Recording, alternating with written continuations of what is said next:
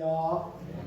하나님이 함께 하시는 은혜와 평강이 여러분 모두에게 충만하시기를 기원합니다.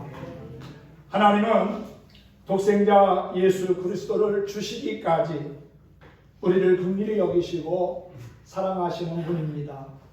오늘 이 시간에 나를 사랑하시는 그 하나님의 열심이 믿어지고 깨달아지기를 소망합니다.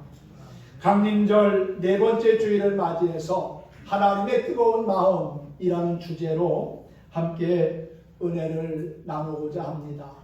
나를 죄와 사망에서 구원하시려고 독생자를 이 땅에 보내주시고 크신 사랑으로 은총을 베푸시는 그분이 지금도 우리와 함께 하시는 임마누엘의 하나님인 줄로 믿습니다.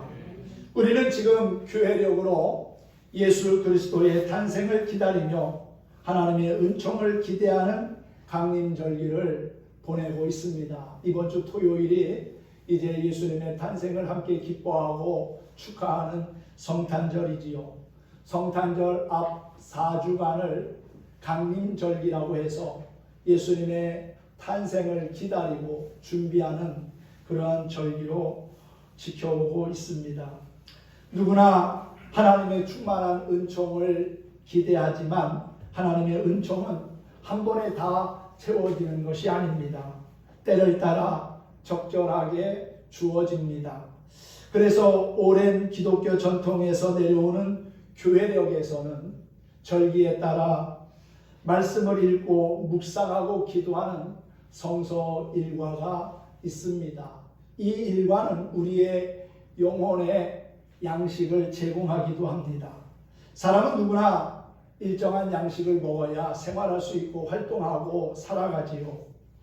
한 번에 평생의 양식을 다 먹을 수는 없는 일입니다. 하나님의 충만한 은총도 한 번에 다 받을 수 있는 것은 아니라는 거예요. 때를 따라 필요한 양으로 하나님이 채워주실 것이라는 사실입니다. 강림절기에 하나님이 우리에게 주시고자 하는 은혜의 선물이 있습니다. 그 선물이 무엇일까요? 바로 하나님 자신이라는 겁니다. 할렐루야. 하나님은 우리에게 그 누구보다도 은혜 베푸시기를 기뻐하시는 분입니다. 예배를 통해서 그리고 찬양과 기도를 통해서 그리고 삶의 여정에서 찾아오시는 주님의 은총이 여러분의 삶과 가정에 늘 충만하기를 기원합니다. 출애굽부터 시작해서 사사시대와 왕정시대에 이르기까지 이스라엘의 고통스러운 일을 당해 회개하는 마음으로 하나님께 부르짖을 때마다 하나님은 그 기도를 들으시고 용서해 주시고 새롭게 살아갈 수 있는 힘과 용기를 주셨습니다.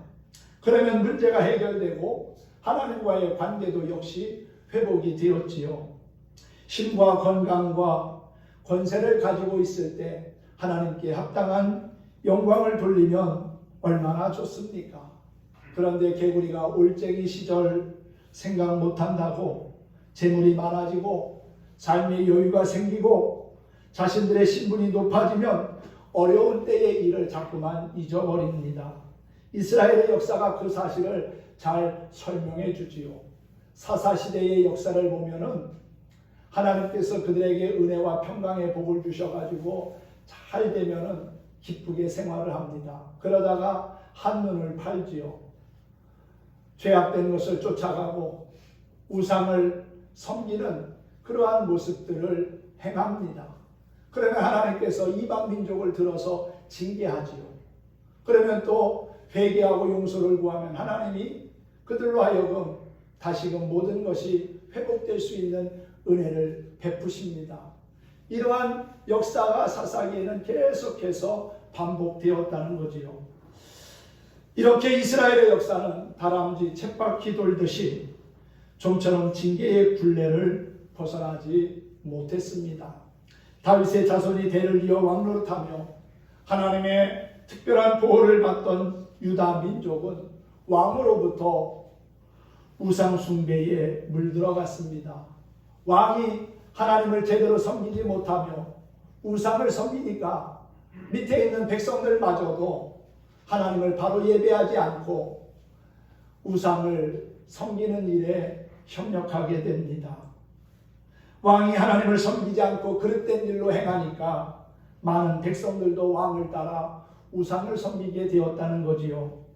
결국 하나님은 쌓인 죄악을 보시고 심판의 칼을 드셨습니다. 그런데 그 심판은 이스라엘을 완전히 멸망시키기 위한 심판이 아니라 돌아올 수 있는, 회개할 수 있는 기회를 주시기 위한 하나님의 심판이었다는 거지요. 그래서 하나님의 심판과 징계는 무조건 나쁜 것만은 아닙니다. 부모가 자식이 잘못될 때 매를 들어서라도 바르게 돌아오게끔 양육하고 가르치는 것처럼 하나님은 자녀된 당신의 백성들이 그릇된 길로 가는 것을 마냥 보고 있을 수가 없어서 징계와 심판의 채찍을 드시고 때로는 아프게 내리치실 때도 있다는 것입니다. 징계와 심판은 또 다른 하나님의 사랑의 표현이라는 거지요. 이사야 선지자는 자신들이 뿌린 죄의 열매로 고통을 받아야 했던 흑암의 땅 유다에, 또한 어둠 가운데서도 꺼지지 않는 믿음의 등불을 지키기 위해 멸시와 천대를 받으며 남은 자로서 살아야 했던 백성에게 이제 하나님이 오셔서 다시 영화롭게 하실 것을 예언하고 있습니다. 하나님이 임하시는 그날 사망의 그늘진 땅에 거하던 백성들은 빛을 보고 기쁨을 다시금 회복하게 될 것이라는 사실이지요. 물론 포로기 이후에 이스라엘이 다시 회복될 것을 예언한 말씀이지만은 궁극적으로는 이 땅에 오실 예수 그리스도 메시아에 대한 예언의 말씀이기도 합니다. 한 아기가 우리를 위하여 오셔서 우리를 통치하실 터인데 그의 나라는 영원한 평화의 나라, 그리고 공평과 정의로 다스림을 받는 나라가 될 것이라고 소개하고 있습니다. 이사야서 8장 마지막 절을 한번 보십시오. 이사야 8장 22절인데 이렇게 기록되어져 있습니다. 땅을 두고 보아도 환난과 흑암과 고통의 흑암뿐이리니 그들이 심한 흑암 가운데로 쫓겨 들어가리라. 이사야서 8장은 어두움으로 마무리되었습니다. 흑암, 고통의 흑암, 심한 흑암, 이렇게 이사야는 어두움을 묘사하는 흑암이라고 하는 단어를 3번이나 사용해서 소망이라고는 전혀 찾아볼 수 없는 이 땅의 절망적인 상황을 이야기하고 있습니다. 빛이 없는 세상에는 어둠이 지배하기 때문에 소망이 없습니다. 그런데 여러분, 이사야서 9장으로 넘어오면서 하나님은 놀랍게도 소망의 메시지를 선포하게 하십니다. 8장으로 끝난다면 모든 것이 다 절망입니다. 어둠과 흑암의 지배 속에 갇혀 있기 때문이지요. 그런데 9장으로 건너오면서 놀라운 반전이 일어납니다. 한글 성경에는 생략되어져 있지만은 히브리 원어 성경에는 이 9장 앞에 그럼에도 불구하고 그러나라고 하는 접속어가 삽입되어져 있다고 해요. 전에는 흑암만이 가득했지만은 이제는 그렇지 않을 것이라는 겁니다. 머지않아 새로운 소망의 시대가 열릴 것이라고 선언하고 있지요. 그 이유는 무엇입니까? 사망의 그늘진 땅에 빛이 왔기 때문이라는 사실입니다. 할렐루야. 2절의 말씀을 한번 보십시오. 이사야서 9장 2절입니다. 흑암에 행하던 백성이 큰 빛을 보고 사망의 그늘진 땅에 거주하던 자에게 빛이 비치도다. 할렐루야. 빛은 어둠을 이길 수 있지만 어둠은 결코 빛을 이기지 못합니다. 빛이 임하는 순간 어둠은 물러가고 달아나 버리고 말지요. 그 빛은 한 아기의 모습으로 이 땅에 임할 거라는 거예요. 이 땅은 온통 어두움뿐이었기에 빛은 이 세상이나 인간에게서 나올 수 없었습니다. 따라서 빛은 밖에서부터 우리에게로 와야만 했습니다. 우리를 위해 태어난 그 아기는 이 땅 가득한 흑암을 몰아내기 위해 밖에서부터 우리에게 온 참 빛이라는 사실이지요. 그 아기의 이름이 무엇이라고 소개가 되고 있습니까? 6절에 보면은 이는 한 아기가 우리에게 낳고 한 아들을 우리에게 주신 바 되었는데 그의 어깨에는 정사를 메었고 이 땅의 모든 세상의 무거운 죄의 짐을 그분이 어깨에 메었다는 겁니다. 그분의 이름은 기묘자라 모사라고 말씀하고 있지요. 기묘자라고 하는 뜻은 감탐스럽다, 경이롭다라는 뜻을 가지고 있습니다. 모사는 지혜자라는 뜻을 가지고 있지요. 대부분의 영어 성경들은 이 두 이름을 하나로 이해해서 원더풀 카운셀러로 소개합니다. 놀라운 상담자라는 그러한 뜻을 가지고 있지요. 우리에게 빛으로 오신 이 아기는 완전한 지혜를 가지신 분이기에 바울은 그리스도를 하나님의 지혜라고 그렇게 표현하기도 했습니다. 두 번째, 이 아이의 이름은 전능하신 하나님이라고 그랬습니다. 그 아기는 모든 능력을 갖추고 우리 가운데 오신 하나님이라는 사실이지요. 바울은 이 신비를 빌립보서 2장 6절에서 이렇게 말했습니다. 그는 근본 하나님의 본체시나 하나님과 동등됨을 취할 것으로 여기지 아니하시고 오히려 자기를 비어 종의 형체를 가지사 사람들과 같이 되었다라고 소개하고 있습니다. 이 땅에 오신 아기 예수님, 그분은 전능하신 하나님이셨습니다. 또 그분의 이름은 영존하시는 아버지라 그랬어요. 비록 인간의 몸으로 이 땅에 임하셨지만 이 아기는 영원히 존재하는 창조주 하나님이요 또한 우리의 아버지가 되실 거라는 사실입니다. 또한 그분의 이름은 평강의 왕이라고 했지요. 이는 이 아기가 이 땅에 온 목적이 무엇인지를 밝혀주는 이름입니다. 예수님은 죄와 전쟁과 끊임없는 싸움이 계속되는 이 땅에 참된 평화를 주시려고, 화목함을 주시려고 이 땅에 오신 진정한 평화의 왕이신 줄 믿습니다. 이 땅의 진정한 평화를 회복하고 하나님과 원수된 죄인들을 하나님과 화목하게 하시려고 오셨다는 사실이지요. 이 아기가 바로 하나님의 독생자이신 예수 그리스도이십니다.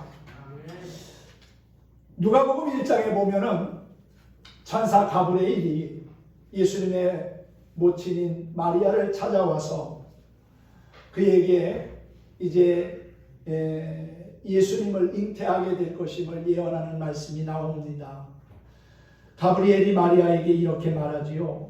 누가복음 1장 31절 이하에 보면 보라 내가 잉태하여 아들을 낳으리니 그 이름을 예수라 하라. 그가 큰 자가 되고 지극히 높으신 이의 아들이라 일컬어질 것이요 주 하나님께서 그 조상 다윗의 왕위를 그에게 주시리니 영원히 야곱의 집을 왕으로 다스릴 것이며 그 나라가 무궁하리라 그랬습니다. 우리는 아기 예수님이 이 땅에 오신 것을 기뻐하고 감사하는 성탄절을 앞두고 있습니다. 만왕의 왕이요 영원한 창조주이신 예수님이 저와 여러분을 죄 가운데서 구원하시려고 어린 아기의 모습으로 이 땅에 오신 날이 성탄절입니다. 이것을 우리는 성육신이라고 말하지요.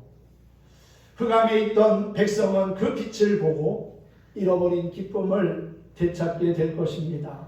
우리를 구원하시고 하나님의 나라를 굳게 세우시겠다는 그 하나님의 뜨거운 마음, 즉 하나님의 열심이 우리에게 큰 은혜와 기쁨이 됨을 믿으시기 바랍니다.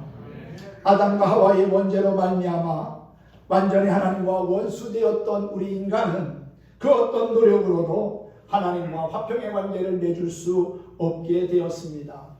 만약에 하나님과 어긋난 이 관계를 인간 스스로 해결할 수 있었다면 구태여 예수님이 이 땅에 오셔서 십자가에서 피 흘려 죽으실 일이 없는 겁니다. 그러지 않으셔도 되지요. 그런데 인간 스스로 그 죄의 문제를 해결할 수 없다는 것을 하나님이 아셨기에 마지막 방법으로 예수 그리스도를 이 땅에 보내셨고, 그분이 우리의 모든 죄를 짊어지시고 십자가에서 피 흘려 죽게 함으로 우리의 죄를 씻어주시고 정결케 하신 겁니다. 우리는 단지 그 예수님을 믿음으로 구원함을 얻고 하나님의 자녀가 되었고 영원한 생명을 누리게 된 것이지요. 그 어떤 무엇 혹은 그 누구의 도움으로도 하나님께 나아갈 수 없었기에 하나님은 예수님을 이 땅에 보내주신 겁니다. 그런데 하나님을 배반한 죄인을 하나님은 놀랍게도 구원하시는데 마지못해서 억지로 구원하시는 것이 아니라 섬세한 계획과 오늘 말씀처럼 하나님의 열심, 하나님의 그 뜨거운 마음이 우리로 하여금 구원의 완성을 보게 하셨다는 것입니다. 하나님은 대충 우리를 사랑하시는 분이 아니라 그 무엇보다도 비교할 수 없는 뜨거운 마음을 가지고 열심을 가지고 우리를 사랑하시고 구원하시고 또한 영원한 하나님의 나라로 인도해 가신다는 거예요. 하나님은 일찍이 당신의 독생자 예수님을 구원의 주로 그리고 메시아로 이 땅에 보내실 것을 선지자의 입을 통해서 여러 차례 말씀하셨습니다. 예수님의 탄생에 대한 이야기는 예수님 오시기 600년, 700년 전에 오늘 본문에 나오는 이사야를 통해서 또한 미가 선지자를 통해서 또 다양한 그러한 예언자들을 통해서 말씀하신 바가 있습니다. 앞에서도 말씀드렸듯이 오늘 본문 말씀의 시작은 우리가 구원받기 이전에 어떤 상태에 있었는지를 분명하게 이야기합니다.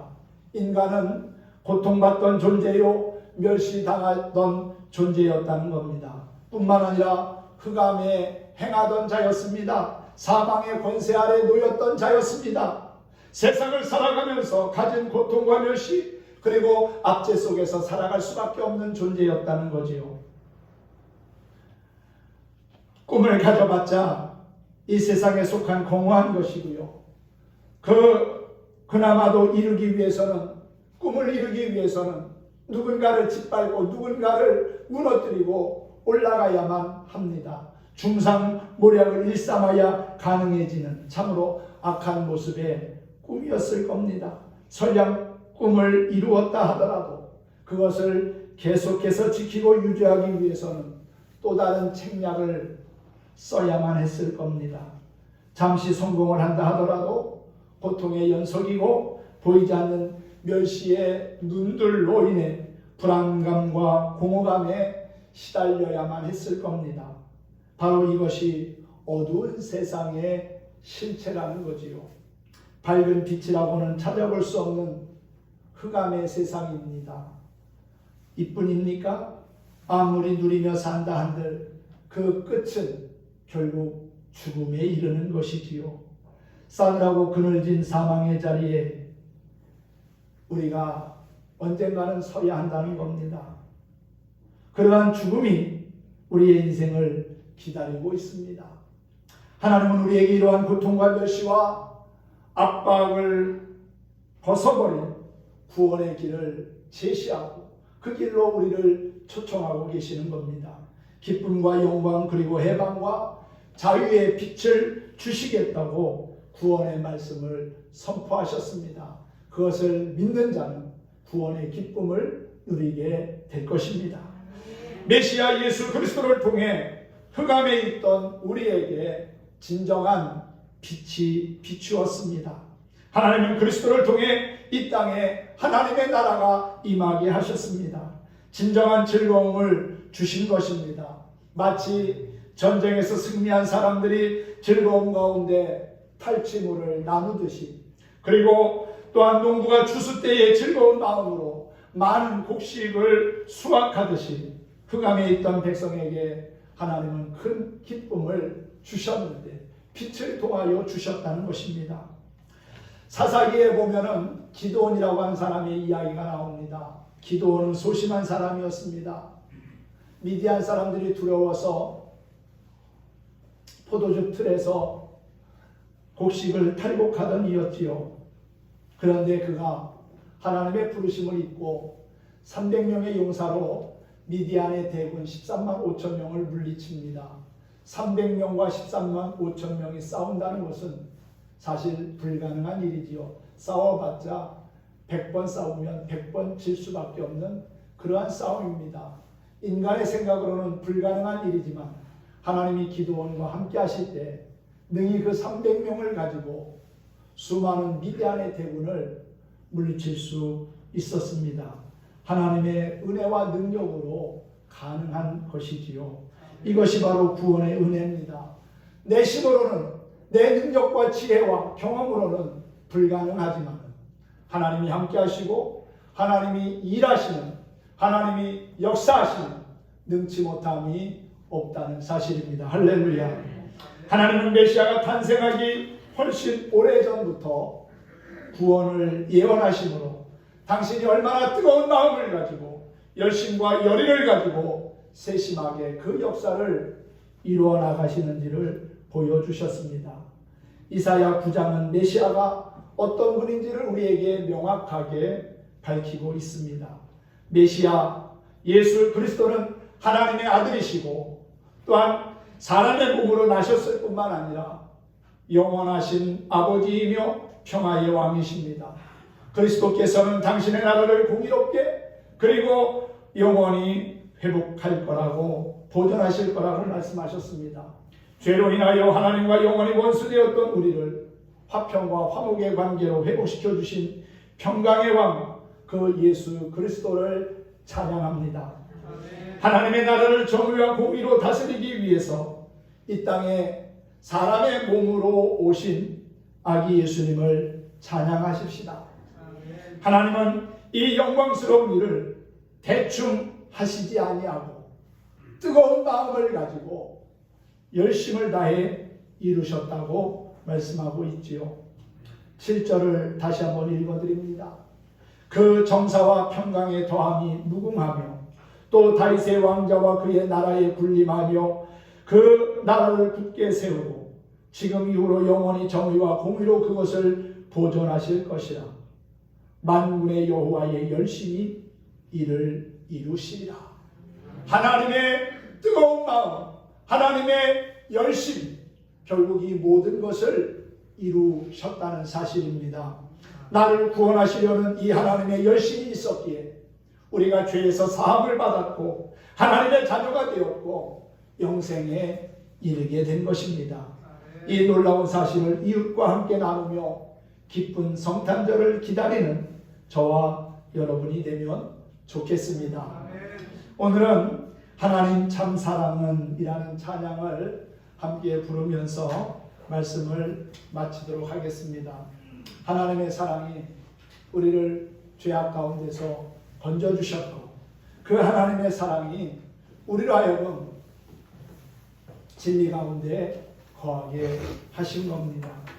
날 구원하시고 나에게 베푸신 하나님의 사랑을 기억하면서 또 지난 한 해 동안 힘들고 어려운 그러한 여러 가지 상황들 속에 살아왔던 날들을 한번 조용히 되돌아보시면서 이 찬양을 통하여 다시금 하나님의 사랑을 깨닫는 우리 모두가 되면 좋겠습니다. 함께 찬양하겠습니다.